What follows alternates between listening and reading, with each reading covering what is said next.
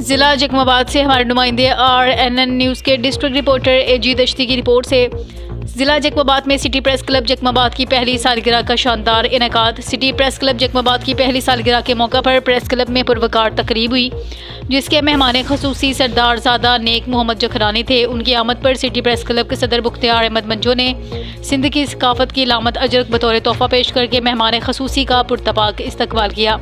تقریب میں سالگرہ کا کیک کاٹا گیا، جس میں جکماباد بھر کے صحافیوں اور معزز مہمانوں نے بڑی تعداد میں شرکت کی۔ اس موقع پر خوشگوار ماحول میں صحافت کے فروغ، آزادی اظہار رائے کی اہمیت پر بات ہوئی۔